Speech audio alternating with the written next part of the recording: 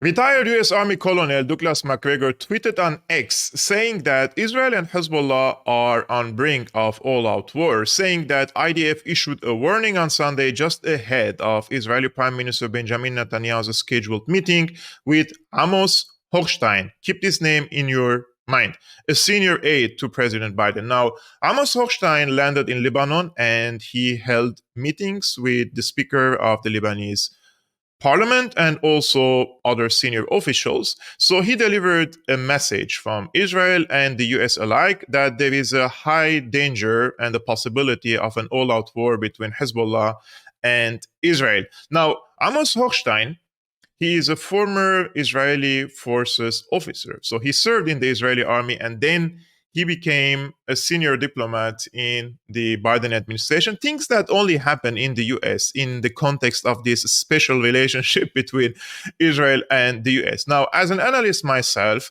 I was following the threats and the statements of the Israeli officials, the talking heads in Israel, and also the so-called journalists and the intellectuals. And they have been warning and threatening to turn Lebanon into a stone age. Now, myself, I know that Israel is capable of destroying Lebanon completely, wiping it off the map, right? They have the military capabilities to do that. However, the real question here is what could come next? What about the day after the destruction of Lebanon? This is something that most of the analysts are not addressing. And here I would like to tell you that in 2006, when Israel invaded Lebanon, Hezbollah employed a strategy of trying to repel these attacks and kick the Israeli occupation forces out of Lebanon.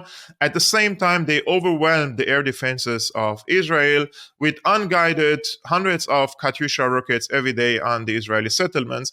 And that's how they emerged victorious from this war. They repelled and expelled the Israeli occupation forces from Lebanon, and they also inflicted some damage on the Israeli, let's say, settlements or military installations, but most notably, they have employed the anti-tank rocket systems against the notorious Israeli tanks, the Merkavas, and they destroyed many of them in Lebanon. So Hezbollah has been considered the victor of this conflict. However, after 2006, Hezbollah has changed its strategy and they deployed and employed more sophisticated weaponry, for example, long-range missiles. They have hypersonic missiles, they have precision missiles, they have Yachont missiles, they have air defense systems, and most notably, they have a very strong, around 100,000 well-trained forces. Many of them have been fighting in Syria. And this is very important for you to understand because Hezbollah participated in the Syrian conflict against the most notorious terrorist groups such as ISIS, al-Nusra, and other types of Al-Qaeda linked and affiliated groups. And they gained a lot of, in my opinion, combat experience, something that the Israeli occupation forces do not have at the current moment. And we see from the example of Gaza how the occupation forces, they have employed the strategy of carpet bombing and completely wiping off the neighborhoods before trying to storm any neighborhood. And despite that, they have lost tens of soldiers there. And the estimates are very high, but the Israeli side is hiding these numbers from the public. So what could happen in Lebanon is that the day that Israel tries to invade Lebanon, Hezbollah will try to repel these attacks, in my understanding of how Hezbollah operates.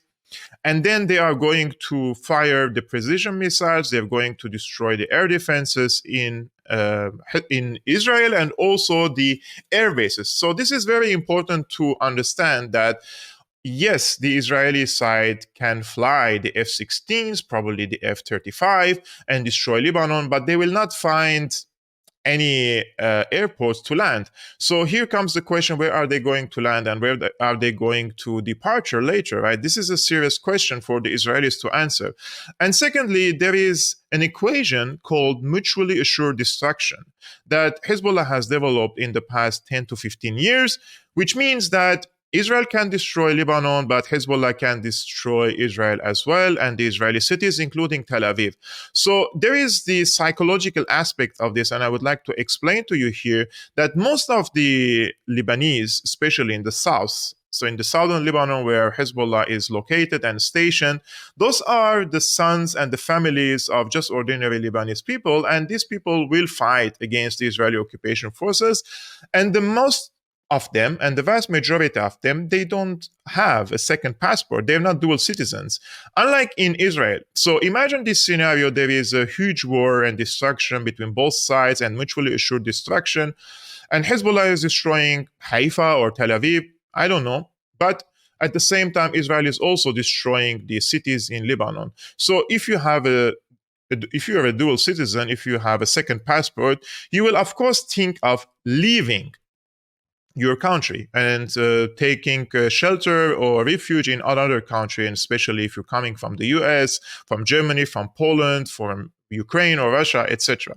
But in Lebanon, they don't have this opportunity. They don't have a second passport. And also, the European countries or American countries are not going to open the doors to accept refugees from the Hezbollah environment. So in this case, I think it's also for the people in Lebanon, they don't have any other choice but to fight. And in contrast, in Israel, they have all the opportunity or the choice to leave into to take shelter in another country. I think this is something important to shed light on today, because since October 7th, Israel has been threatening to invade Lebanon. They didn't do that because part of it, the Americans have told the Israelis about the reality of the situation and what could happen next. So I hope that Hochstein this time is coming as an American and not as an Israeli, since he holds also an Israeli passport, and tries to find a ground for peace negotiations. And in this case, the peace negotiations is not going to happen between Hezbollah and Israel. It should happen between the Hamas and Israel through the mediators, because unless this war ends and this mayhem ends and these atrocities end in Gaza, in my opinion and in my understanding of the situation in Lebanon and Palestine and Israel and Gaza, I don't think that Hezbollah will stop shooting or firing on the Israeli settlements and on the Israeli army. So we have to solve the root cause of the problem, and that is this onslaught, the barbaric crimes that the Israeli occupation forces are committing against the Palestinians in Gaza.